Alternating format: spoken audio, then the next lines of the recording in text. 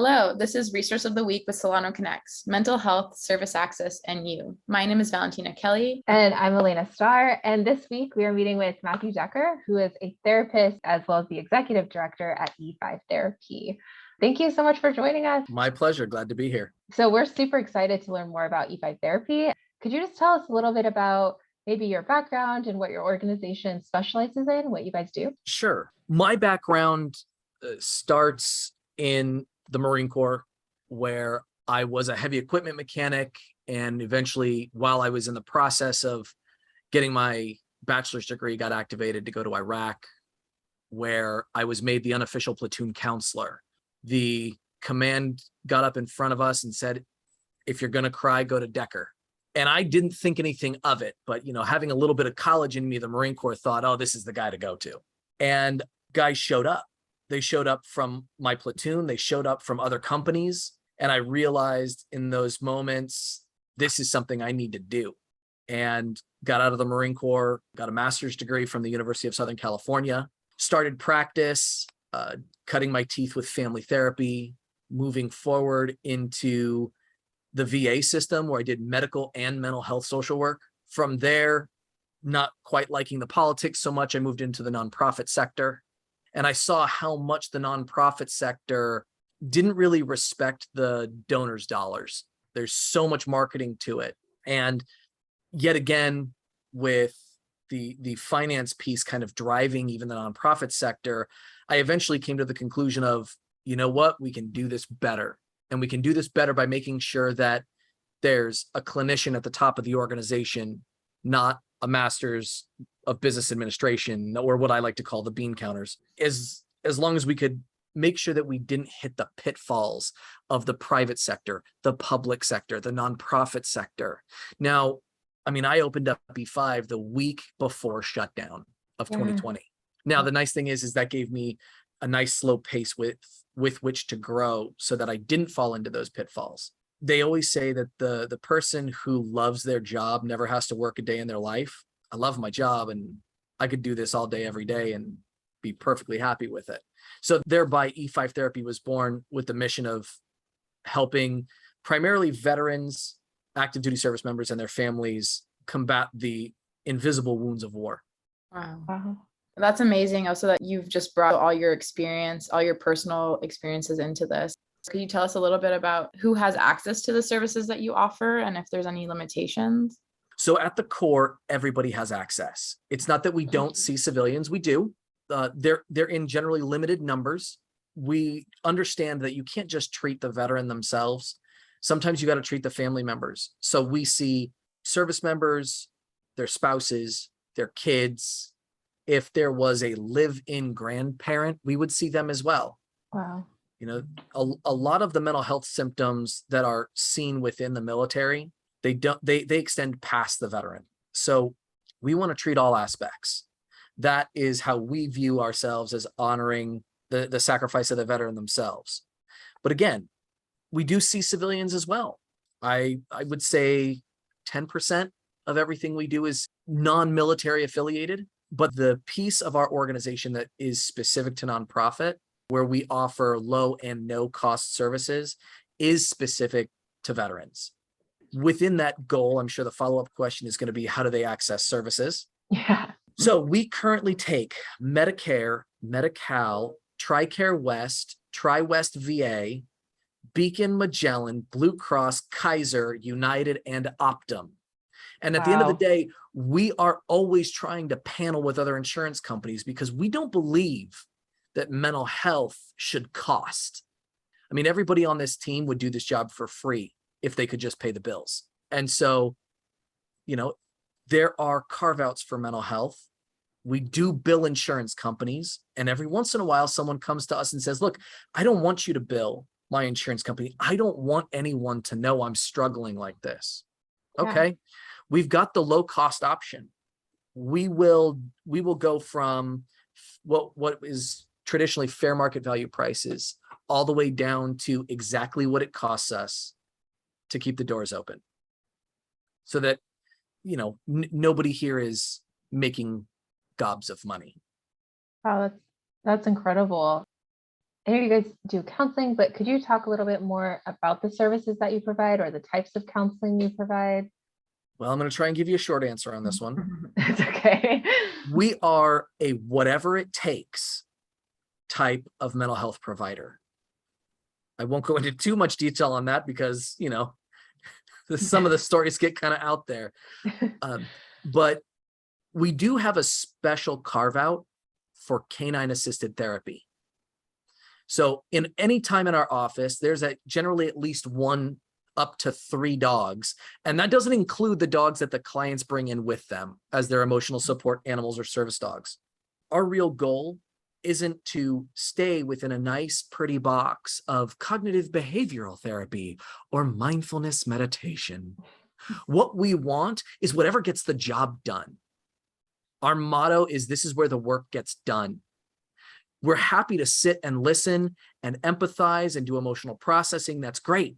But the style of therapy we practice is taking the therapy home with you and working on it. Every therapist here assigns homework. We're pretty passionate about the homework that we create. It is generally, we'll start inside the box, but it gets outside the box very quickly. And it's all based on an individual picture. It can't be one size fits all. It'll never be one size fits all. We take anyone that comes in the door as a unique individual, having a unique human experience, and then we run that through our education and our experience, and we use that to build interventions, thereby homework that works to actively impact not symptoms, but root causes of mental health issues. Sometimes it's about childhood. Sometimes it's about a traumatic experience. Sometimes it's just about self-identity and we forget who we are. And that's how we focus. That's amazing that you're meeting people where they're at and tailoring it as it should be to the individual. I know you mentioned the insurances that you take, but when community members are requesting services, is there anything else that they should know? For example, is it virtual only, or do you have any other languages offered other than English, anything like that? Oh, I would love other languages offered. I only speak English, much to my high school Spanish teacher's dismay. But we are always hiring. So, there's no resistance to people that speak a different language.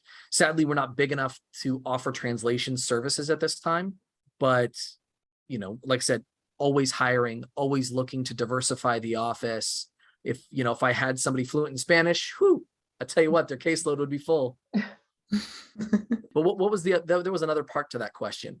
Yes. Are your services provided virtually or in person, or is it both? All of the above. Okay. Sometimes it's about what works best for the client. Although if the clinician believes that one is better than the other for the use of that client, we will make that known to the client. So, for example, we've got people that come from as far as Mount Shasta, as crazy as that sounds, 4 hours north.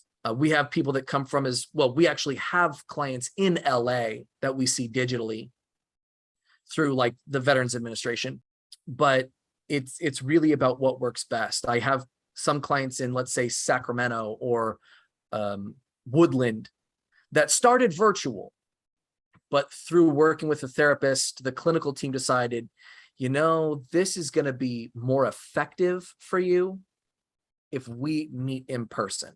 And so we offer all of the above based on not just the needs of our clients, but also what the therapist sees as the most clinically appropriate administration of those services.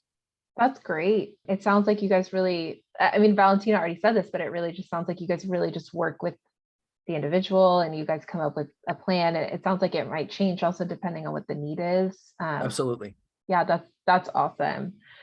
And do you guys, so if somebody wanted to make an appointment, do they call in? Can they walk in? Like, what is that? Do you guys have an application online, or how does that process look? So best way to get in, like most mental health agencies, we've got a waiting list, which we're hoping to clear very soon because we have some interns that are going to be starting with us. Current list is at 26, if you can believe that. Okay. But what we like people to do is call in. We have a generalized phone number that's answered literally at the front desk of E5 Therapy. It's It's not an answering service. You're not going to get directed to a foreign country. Everything is digitally based on a cell phone system. So Michael, who's our admin coordinator, will answer the phone. All we need to get started is a name, an email address, and a phone number. The phone number to call would be 707-225-7899. If anyone wanted to get just more information about the types of services that you provide, do you have a website or social media? We do have a website and social media. Our website is www.e as in the letter echo, the number 5 therapy. So www.e5therapy.org. And that'll take you directly to our website. Falling down on the job, my part, we are not fully updated with all of our staff pictures. We should be, but we aren't. On social media, you can find us at E5 Therapy, and that's on Instagram and on Facebook.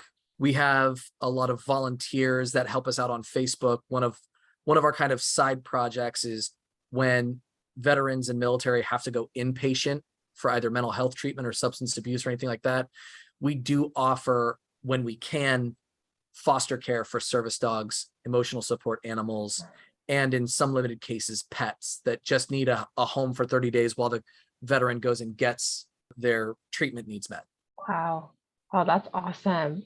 Is there anything else that you want to talk about or like let people know about E5 and what you guys do? I think our big thing is, right now, I think anybody that has searched for mental health knows there is a massive shortage of mental health providers out there. The pandemic sent us from about 1 in 20 Americans seeking out mental health to 1 in 6, which is exponential in the field. Disappointing as it sounds, I say at this point, even a bad therapist has a full caseload. Some things to note about mental health and things that I like to promote within the community are you have to have a trusting, quality relationship with your therapist. If you don't feel like your therapist is working well for you, you should talk to them about that. You should help them understand what your needs are, and you should adjust. Also important to remember is that you are in control of your mental health services. If you want a therapist to do something specific, you need to make sure that they know that. If you feel like it's not helping, ask them for a referral to somebody else. I have always had to remember in practice, I'm not the right voice for everybody, as much as I would like to be. I mean, I want to be superhero Matt over here, being able to conquer anything anybody throws at me, but it's just not the way it is. So for those of you out there in the listening world that might be going, I need a therapist, and I've called 4 or 5 and no one can help. There are more therapists out there. Sometimes it's about sitting on a waiting list. Sometimes it seems like that waiting list will never come. Please continue searching. One of the things I always say every month when I have our waiting list contacted is, please continue searching for someone that's got an opening now. Today, there is no day like the present to start receiving the services that you need. Thank you so much for mentioning that, because, we've also been hearing and having actually a lot of people ask questions saying like, I finally got in, but it wasn't a good match. So I just wanted to say thank you for mentioning that. Yeah. Oh, please try again. Don't be afraid to ask for exactly what you think you need. If you need a male therapist, a female therapist, a therapist of color, if you want a white therapist, if you want a therapist in the trans community, a therapist in the LGBTQ community, if you feel like there are aspects that you want of your therapist, you can ask for those, and you have every right to ask for those. Now, the more specific you get, the harder it's probably going to be to find that person, but don't stop trying. Because when you find the right therapist, and granted, I say this from the therapist aspect, but when you find the right therapist, it is pure magic. And I would say that in coming up on 12 years in this field, I believe I had a perfect clinical match with probably only 5 clients. And their prognosis with the severity of symptoms that they had, I would have said would have been anywhere from 1 year to 2 years. But with those 5 clients, they were in and out of my office in 6 months. A perfect clinical match can't happen every time. Right. But when it does, it really is magic, or at least it seems like magic from this end. And when I have been on the proverbial couch, not in the therapist's seat, and I've had that quality therapeutic relationship with a therapist, it really is life-changing. Don't think as therapists that we aren't still human. I totally drink the Kool-Aid. I go to therapy on a very regular basis. And, oddly enough, my wife also happens to be a therapist. You can imagine how much we're messing up our kids. We go to couples therapy every few years. Why? Because we believe in it. And there's nothing wrong with it.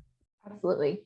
Yeah, absolutely. No, thank you so much for saying that, because it's true. If anybody thinks that the mission of E5 therapy is something they like and they want to get involved in, by all means, please follow us on Facebook, send us a message.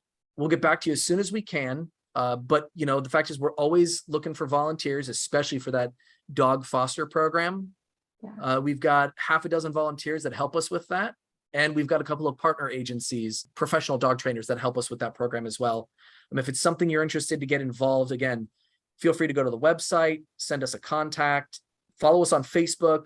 Anytime there's a need, we throw that information online, of course, protecting people's right to privacy and confidentiality. We don't give out specific names, but we will put volunteers that are willing to, let's say, foster a veteran's dog while they're in treatment.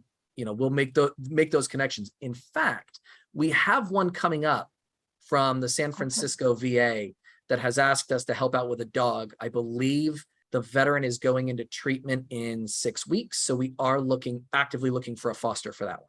That's great. Well, hopefully one of our listeners maybe could be a potential match for that. And we just wanted to really thank you for taking the time to provide us with more information on what E5 therapy does. To learn more about this resource, check out the link in our post. And we also want to remind you that if you're looking for other mental or emotional health resources and services, you can visit SolanoConnex, which is spelled CONNEX.org. Thank you, Matthew. Hey, my pleasure. Thanks for having me.